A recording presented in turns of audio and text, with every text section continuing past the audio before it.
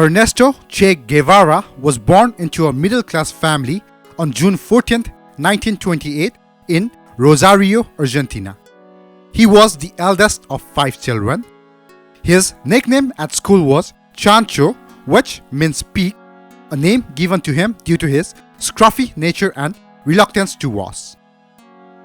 He suffered from asthma his entire life, but still managed to distinguish himself as an athlete and played rugby. Because of his asthma, Che was homeschooled. Che in Argentine language means friend.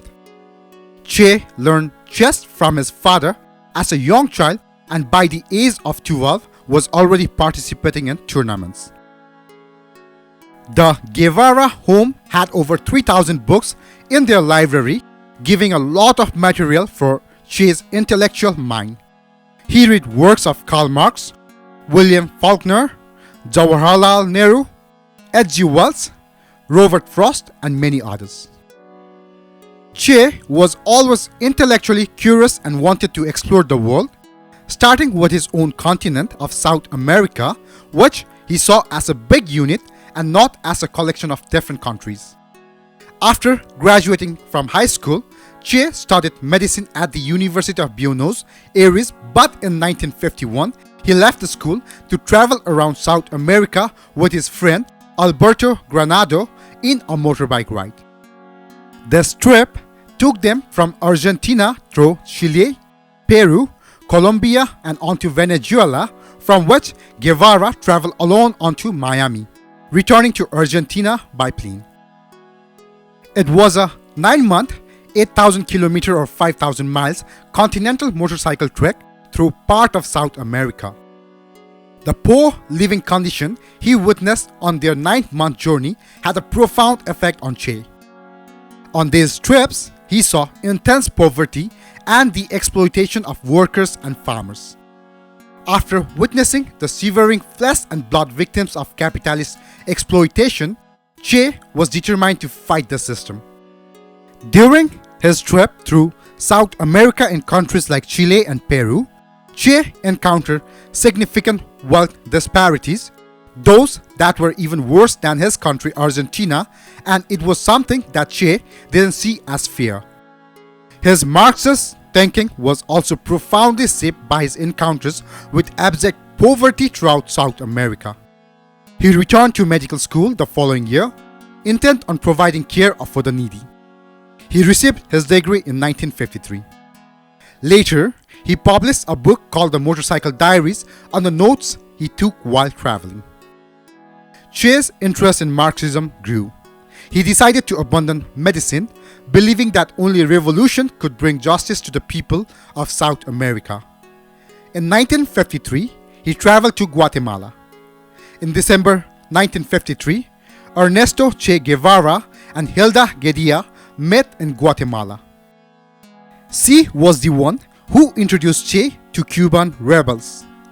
They married in Mexico in September 1955 and had a daughter. Che and Hilda's marriage lasted for about 4 years before ending in a divorce.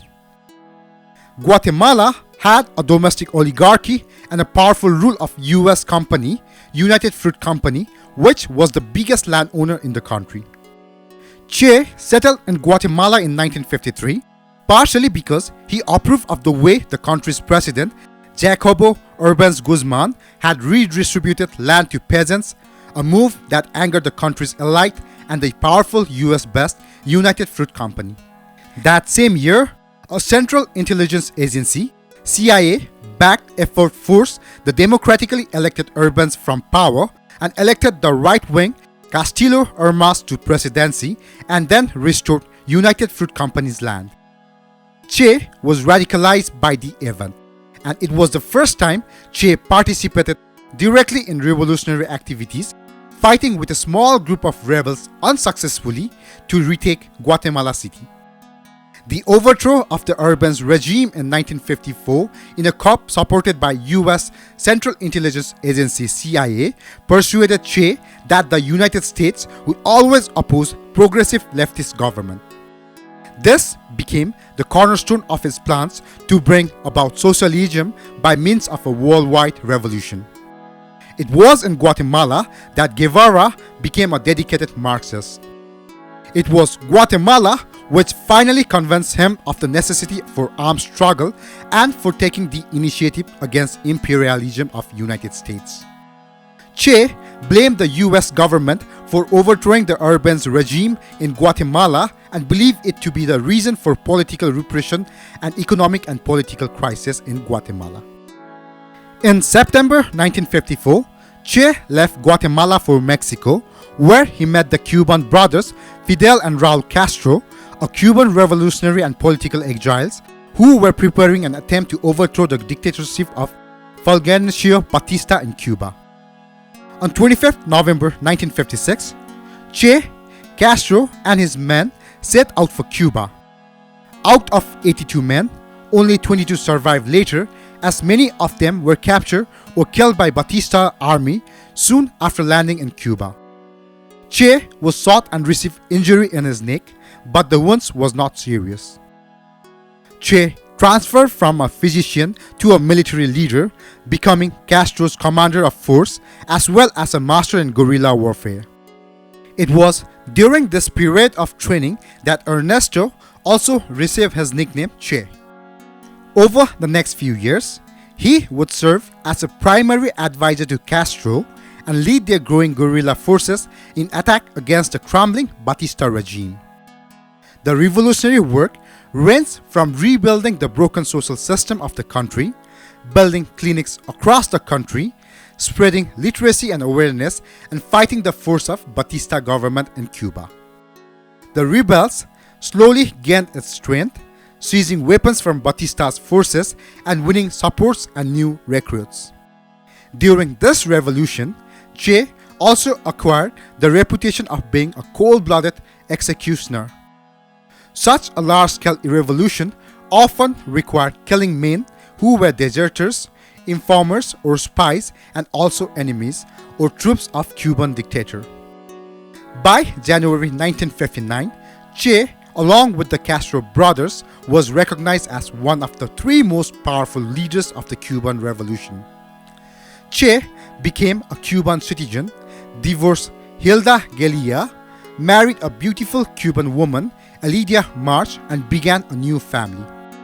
He bore 4 children from her. They named them Elida, Camilo, Kelia, and Ernesto. In January 1959, Castro took control of Cuba and placed Che in charge of La Cabana prison, where it is estimated that hundreds of people were executed on Che's extrajudicial orders. Most of the prisoners were part of the recently overthrown Batista government, military personnel, journalists, police officers, and others. Following Castro's revolution, Che was given important positions related to finance and the economy and named President of the National Bank in 1959. That gave Che an unparalleled amount of power to direct the country's economy, which he used to try to reduce Cuba's dependence on sugar export and trade with the United States in particular. Che would become the Minister of Industries between 1961 and 1965. When Che took over, education and training for teachers began. The labor force were directed towards the construction of new schools. In a very short time, the country's literacy rate was raised from 60% to 96%. Before 1959, Cuba had a literacy rate of around 60%. When Che took over, he sent out workers to build schools and train teachers, by the end of which the literacy rate had increased to 96%. When the USA placed nuclear missiles in Turkey and the Soviet Union in Cuba, a world crisis started. The world was threatened with the nuclear weapons of 2 big powers in October 1962. In the early 1960s, Che also acted as an ambassador for Cuba, traveling the world to establish relations with other countries, mostly notably the Soviet Union. Che was a key player during the Cuban Missile Crisis. as Cuba became a client state of the Soviet Union, and he felt betrayed by the Soviets when Soviets removed their missiles from the island without consulting the Cuban leadership during the Cuban Missile Crisis of 1962. Che became disillusioned with the Soviet Union, attacking Moscow in every international forum. After Soviet leaders Nikita Khrushchev removed nuclear missiles from Cuba during the 1962 missile crisis, Che questioned Moscow's commitment to international socialism. After strained relations between him and the USSR during the resolution of the missile crisis and Castro's continued support for the Soviets, Che resigned from all government positions because he was uncomfortable with Castro's policies. Che also gave up his Cuban citizenship. Che began looking to People's Republic of China and its leader Mao Zedong for support and as an example. Che is most famous for his central role in the Cuban Revolution, but he also worked to export their model to other countries. After the Cuban Revolution, Che continued fighting for the revolution of Bolivia and the Congo. In the case of Bolivia and the Congo, that involved engaging directly in armed revolution in the mid-1960s, he also traveled to the United States and addressed the United Nations in 1964 in an hour-long speech that criticized the United Nations itself as well as the United States' treatment of Black Americans. His United Nations talk in 1964 in New York was on the racism problem of the United States. Somewhere in 1965, Che disappeared from public life and in a farewell letter claimed to move on to other revolutions in countries abroad that required his attention. After returning briefly to Cuba in 1966, Che departed for Bolivia with a small force of rebels to incite a revolution there. Che, just 39 years old, was captured by CIA-assisted Bolivian troops in 1967 while trying to foment revolution in Bolivia and was executed the next day on the orders of that country's president. After his execution, his hands were surgically removed by a doctor and sent for fingerprint identification. It wasn't until 28 years later that Bolivian General Mario Vargas told biographer John Lee Anderson that Che's body was buried near the airstrip in Valle Grande, prompting a massive surge. A corpse was uncovered in July 1997 that experts said matched Che's description, in part thanks to its lack of hand and the pipe of tobacco found in the jacket pocket. Che was reburied in Santa Clara, Cuba, at the base of a giant statue depicting his likeness. Since his death, Che has become a legendary political figure. His name is often equated with rebellion, revolution, and socialism. Others, however, remember that he could be ruthless and order prisoners executed without trial in Cuba. In any case, Che's life continues to be a subject of great public interest. After his execution by the Bolivian army, he was regarded as martyred hero by a generation of leftists worldwide, and his image became an icon of leftist radicalism and anti-imperialism. Being a revolutionary isn't easy. Most revolution comes at a cost, which means that everyone will not love you. In fact, many might even hate you. Che Guevara was indeed the man who led the Cuban Revolution and is a legendary figure not just in Cuba but in the whole world.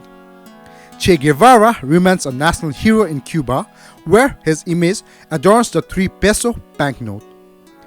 In the city Rosario, his birthplace, there is a 12-feet bronze statue of him. Alberto Corda took a photo of Che Guevara wearing a beret on March 5, 1960 in Havana, Cuba. This iconic image is on shirts, bags, keychains, jackets, and other merchandise. It became a fashion trend and has been popularly worn by younger adults from all around the world. Thank you.